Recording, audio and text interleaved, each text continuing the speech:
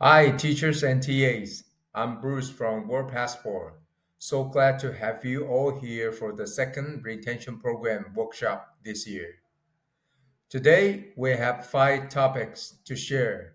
I will be sharing the first 3, and Gerard will take over for the last 2. In our first retention program workshop at the end of October, I introduced the retention program's structure, share teaching tips, and present the virtual avatar course, including ways to optimize its content. Here's a quick update on the retention program progress so far. The full recording of the first workshop has been uploaded to WorldPassport's YouTube channel. You can also find edited highlights on Facebook and Instagram, but I recommend checking out the 8-minute full version on YouTube if you have time. We will continue providing more teaching tips and curriculum development ideas. Outstanding teachers and TA will be recognized with reward. So far, we've confirmed 3 winter English camps, and we hope to invite you to join the 2025 winter and summer English camps as teachers or TAs. We will be actively recruiting teachers and TAs soon. The next retention program workshop will be held at the end of December. Now I will share few tips on how to improve interaction between teachers and students. There's actually a lot of useful information about this online. This slide highlights some key points to keep in mind during teaching. Feel free to use it as a reference. There is a study on improving teachers-student interaction, which lists 20 strategies. I will be sharing 7 of them, highlighted in red on the slide. One strategy suggests editing checkpoints during lessons. This lets students review what's being taught and interact with the teachers. Gerard will go into more detail on this later. This strategy emphasizes observing students' learning progress during the lesson. If most students are struggling, the teachers and TAs should adjust the teaching method or content. If only a few students are having trouble, TAs can provide extra support to those students. This strategy encourages teacher and TA to get students moving around the classroom occasionally, which helps makes the learning environment feel more dynamic. This strategy suggests giving students more opportunity to share their thoughts or opinions, whether individually or in groups. This helps them actively engage with the lesson. Another tip is to minimize dead time during lessons. For example, teachers or TA can ask students to think about specific questions, take note on ideas or problems, or tally up rewards earned by their groups.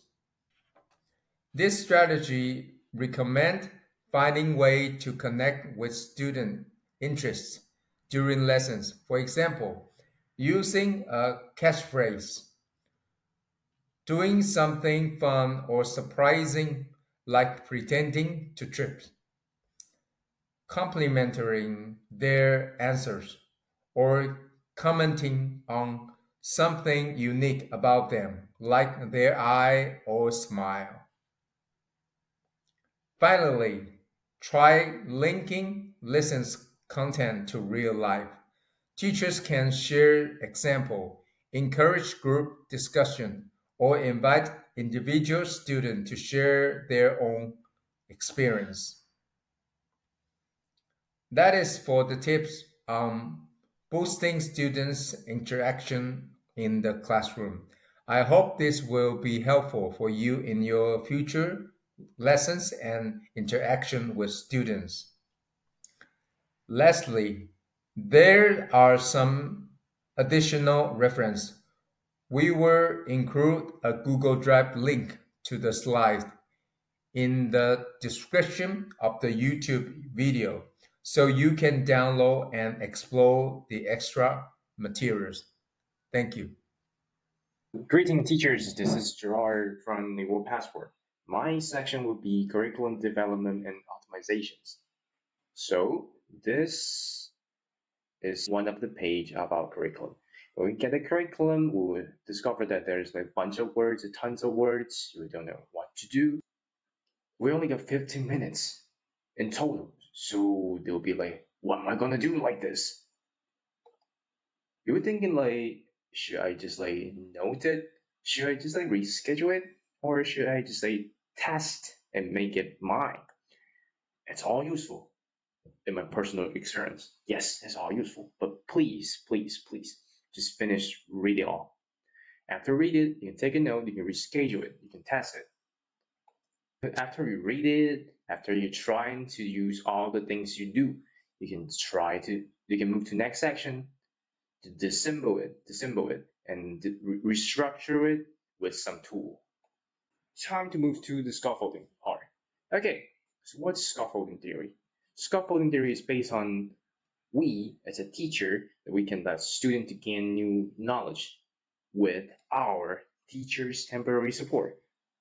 Then we must let students understand this kind of support from us will decrease when they get better and better, when their skill can improve, when you realize that, oh, my students level of promoting and getting independence. Then when we talk about scaffolding theory, how can we use it in our daily life or in our daily teaching?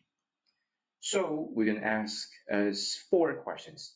Question 1, what's the goal of our teaching now? Question 2, what is the situation I'm facing? Question 3, in what kind of situation would the student face the problems? Question 4, so what kind of goal or what goals do I need to adjust? Please remember this, all of it. We're going to answer it one by one with our examples. Okay, so our example is learn how to ride a bicycle, and it's without the support wheels.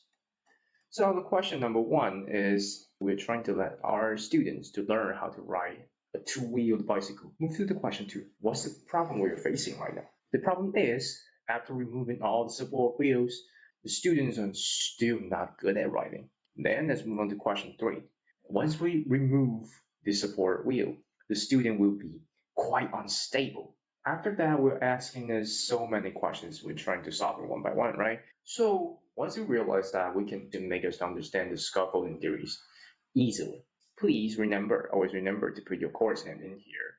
Then you're gonna set the step 1, step 2, step 3. On the left side, this is about basic layers. It means once you finish this, all 3, it represents that your course is finished in the basic way.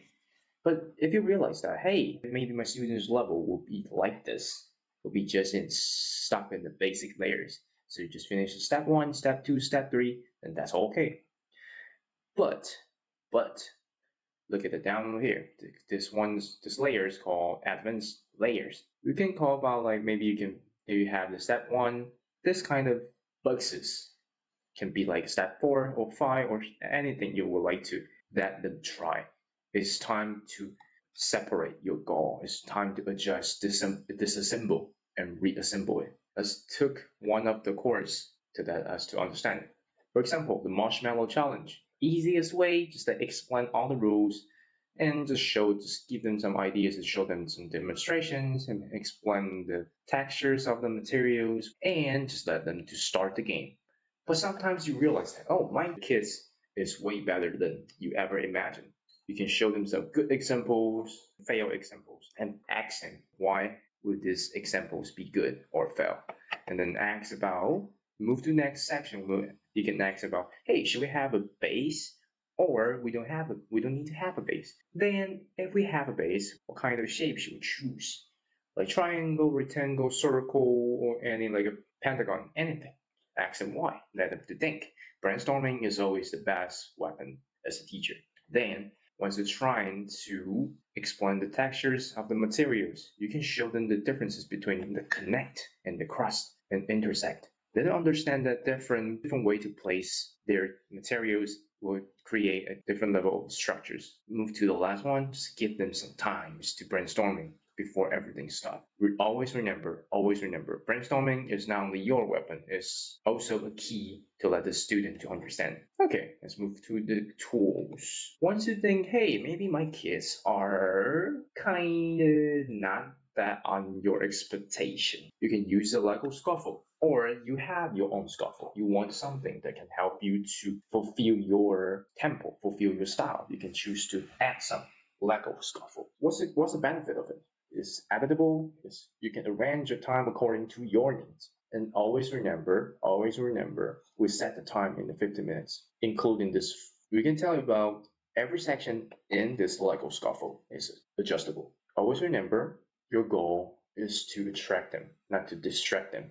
And once you're trying to be a teacher, the most important thing, number 3, is flexibility. Always prepare the plan B, plan C, plan D, plan E, plan F to the infinity. Then 5 minutes for the icebreaking and introducing yourself, 5 minutes for ending and cleaning for some specific school or once you're going to change the classroom. Then set the total course time. Besides this 5 minutes, set total course time in 4 minutes. So you can get them 10 minutes after your icebreaking because their emotion is getting the high point. So just give them some explanation, tell them what you're going to do, then they will be distracted, right? So this 5 minutes is really important. Use this 5 minutes, make it as possible as you can to attract them and then to come back to your control. Make sure every single step in the course is in your control. Then back to this 10 minutes, just tell them, hey, you should do your job, something like that. And then back to the 5 minutes, try to attract them again. And 10 minutes, trying to then do some course goal, something like that. All right, thank you so much.